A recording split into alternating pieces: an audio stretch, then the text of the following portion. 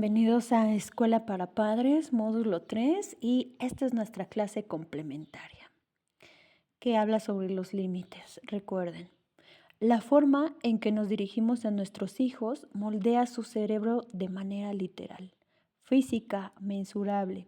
Cada palabra que pronuncias, cada tono que empleas, cada mirada que acompaña tu mensaje, estás esculpiendo las conexiones neuronales de esta personita que tienes delante.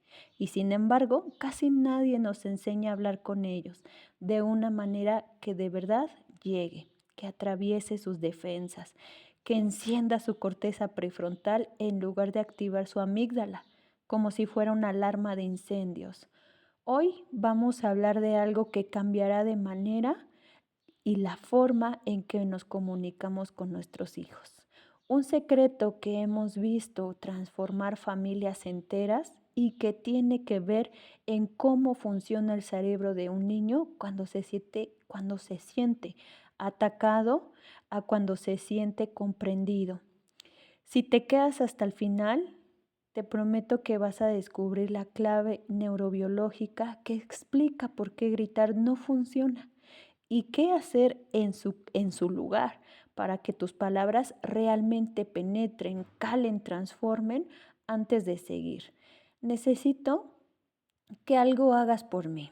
Dale por favor like a este video porque lo que voy a estarte compartiendo son herramientas que literalmente pueden cambiar la dinámica de tu hogar. Y no quiero que te pierdas ni una sola herramienta de las que vamos a hablar. Muy bien, entonces vamos a empezar. Cuando alguna vez has sentido que hablas y parece que tus hijos viven en otra galaxia, como si tus palabras rebotaran en una pared invisible, quiero saber si esto te resulta familiar, si has llegado a pensar que el problema eres tú, que no sabes comunicarte, que has fracasado de alguna manera, porque te adelanto algo, no es culpa tuya, nadie nos enseñó esto. Voy a empezar contándote lo que ocurre en el cerebro de un niño cuando le hablas. Imagínate por un momento que el cerebro de tu hijo es como una casa con dos pisos. El piso de abajo, el sótano. Si quieres, es el piso de abajo. Y el sótano, si tú quieres, es el sistema límbico, la parte emocional, la que reacciona de manera automática, la que siente miedo, rabia, alegría, todo de golpe y sin filtros. Y ahí está la amígdala cerebral, esa estructura diminuta con forma de almendra que actúa como el detector de amenazas del organismo. Cuando tu hijo percibe peligro real, o imaginado, la amígdala se enciende como un faro en medio de la noche y secuestra todo su sistema. Entonces se va a activar el cortisol, la hormona del estrés. El corazón se acelera, las pupilas se dilatan y toda la energía se desvía hacia una sola cosa, sobrevivir. Ahora bien, el piso de arriba de esta casa es la corteza prefrontal, la zona más evolucionada, la que nos hace humanos. Y ahí reside la capacidad de pensar con claridad, de razonar, de planificar, de entender consecuencias, de tener empatía. Pero aquí viene lo crucial. Cuando la amígdala está encendida, la corteza prefrontal se apaga. Es como si bajaran todos los plomos de golpe. Y esto no es una metáfora bonita, es neurobiología pura y dura. Cuando un niño está en modo amenaza, no puede razonar. No es que no quiera, es que su cerebro literalmente no lo permite. Entonces, ¿qué hacemos cuando nuestro hijo ha hecho algo que consideremos inaceptable? Subimos el tono, ¿verdad? Nos ponemos serios, levantamos la voz. A veces incluso gritamos y lo hacemos porque creemos de manera inconsciente que ha aumentado la intensidad del mensaje.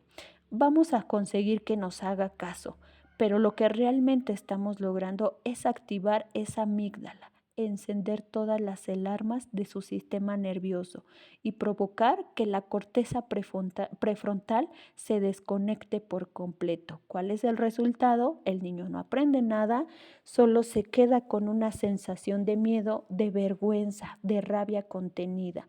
Y encima nosotros nos sentimos fatal, porque en el fondo sabemos que no estamos siendo la madre o el padre que queríamos ser, ¿verdad? Esto lo vemos en miles de casos.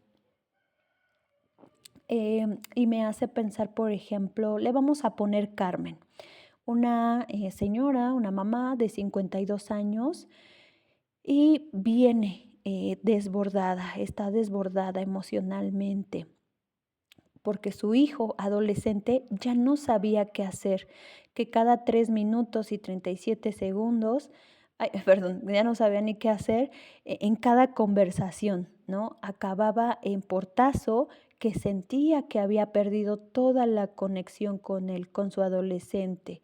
Y entonces le preguntamos, ¿no? A esta mamá, ¿cómo eran las conversaciones? Y entonces ella describe un patrón muy común. Ella le decía ella le veía hacer algo mal a su adolescente y le llamaba la atención, elevaba la voz y él respondía con un gruñido o directamente. Se encerraba en su cuarto y ella se quedaba con esa mezcla horrible de frustración y de culpa. Y entonces hay que explicarle, aquí se explica exactamente a la mamá lo que vamos a decir ahora. Cada vez, como recomendación, cada vez que subía el tono, estaba disparando el sistema de amenaza de su hijo, convirtiéndose, sin quererlo, en una fuente de peligro en lugar de que una fuente de seguridad, porque eso es lo que somos para nuestros hijos, en esencia. Somos una fuente de amenaza, ya no somos su refugio seguro, su puerto en la tormenta. Y cuando levantamos la voz, cuando hablamos desde el enfado, desde la exasperación, estamos traicionando esa función primordial. El cerebro del niño lo interpreta como la persona que se supone que debe protegerme, me está atacando y se cierra, se defiende y toda posibilidad de aprendizaje se evapora. Entonces te preguntarás, ¿significa esto que no puedo ponerle límites? ¿Que tengo que dejar que haga lo que quiera para no activar su amígdala? Para nada. Los límites son fundamentales. Los niños los necesitan como el aire que respiran. Sin límites claros, un niño se siente inseguro, desorientado y ansioso. Pero una cosa es poner límites y otra distinta es hacerlo de una manera que anule la capacidad del niño de entender por qué ese límite existe.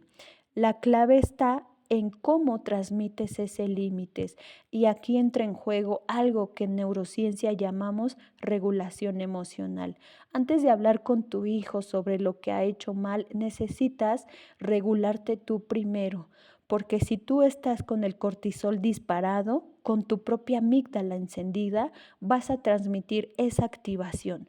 Los niños son esponjas emocionales. Tienen unas neuronas espejo increíblemente activas que les permiten captar al instante el estado interno de las personas que tienen a su alrededor. Si tú llegas alterada, ellos se alteran. Si tú llegas serena, ellos pueden estar tranquilos. Así que el primer paso antes de abrir la boca es respirar. Sé que suena tópico a esas cosas que todo el mundo dice, pero nadie hace realmente. Pero te voy a explicar por qué funciona a nivel fisiológico.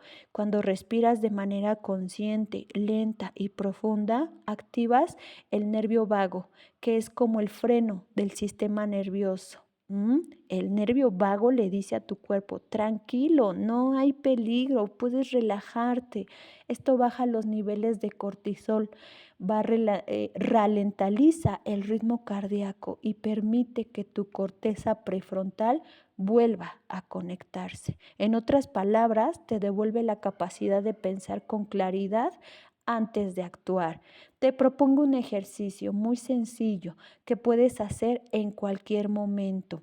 Cuando sientas que la rabia o la frustración están subiendo antes de dirigirte a tu hijo, haz 3 respiraciones profundas. Inspira contando hasta 4. Mantén el aire contando hasta 4 y expira contando hasta 6.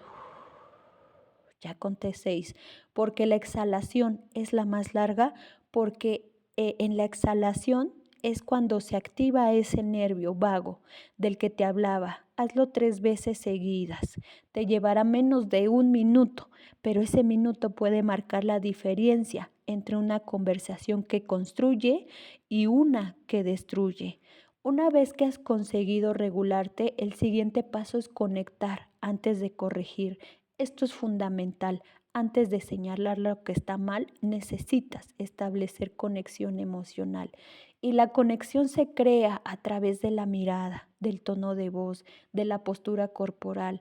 Ponte a su altura física si es pequeño. Agáchate para que sus ojos estén al nivel de los tuyos. Si es mayor, busca un momento en el que no haya distracciones del móvil. Siéntate a su lado. Todo esto le está diciendo a su cerebro: estás a salvo, esto no es un ataque, estoy contigo. Y luego nombra la emoción que ves en él. Esto es algo que cambia por completo la dinámica. En lugar de empezar con un pero, ¿cómo se te ocurre hacer esto? Prueba con un veo que estás enfadado, o parece que estás triste, o noto que algo te ha molestado mucho. ¿Sabes qué ocurre cuando nombras una emoción? Que estás ayudando a tu hijo a trasladar esa emoción desde la amígdala, donde es puro fuego, hacia la corteza prefrontal, donde puede ser entendida y procesada. Hay estudios fascinantes que demuestran que simplemente ponerle palabras a lo que estamos sintiendo reduce la activación de la amígdala. Es como si el cerebro dijera: ah, tiene nombre, puedo manejarlo. Te cuento otro caso. Vamos a llamarle Laura. Y entonces Laura tiene una hija de 8 años que tenía rabietas tremendas. Cada vez que tenía que hacer los deberes, Laura decía que lo había provocado todo. Lo había probado todo, perdón. Premios, castigos, charlas interminables, nada funcionaba. Y entonces se le propuso a Laura que cambiara completamente el enfoque. En lugar de empezar con tienes que hacer los deberes ahora, se le sugiere que primero se sentara con la pequeña y le preguntara: cariño, ¿qué es lo que más te cuesta hacer de los deberes?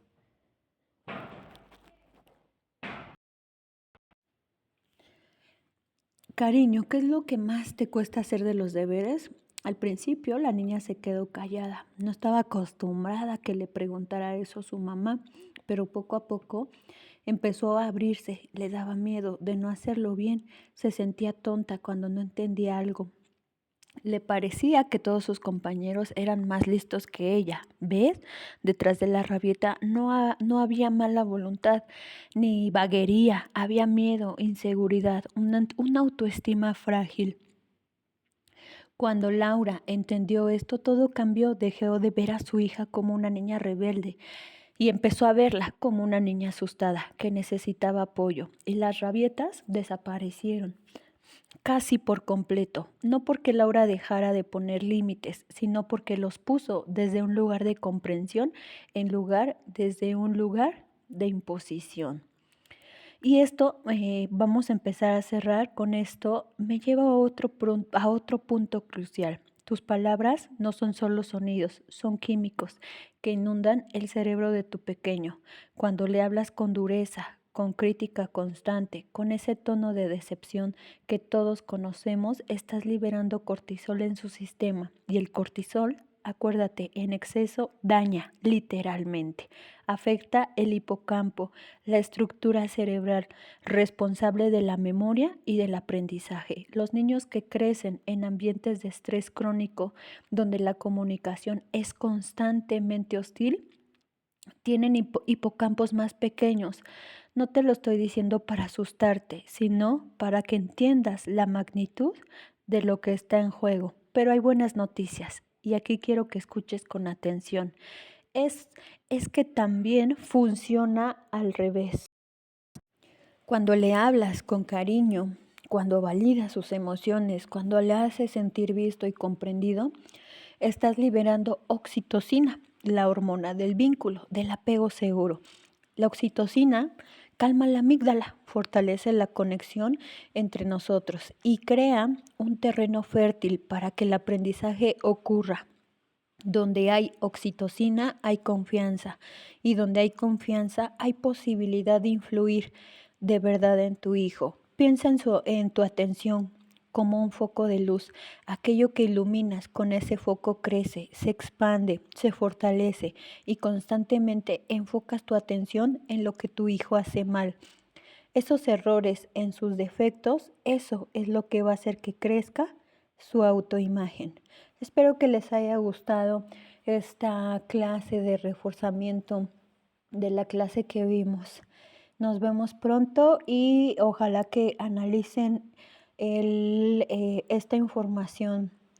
Esta información es el enlace que ustedes tienen que enviar como actividad de su módulo 3. Recuerden que no se pudo abrir el enlace, pero este es el enlace para la actividad en donde ustedes tienen que escribir con qué se quedaron, qué les llamó la atención, qué les gustó de esta información que escuchamos. Excelente día, nos vemos pronto.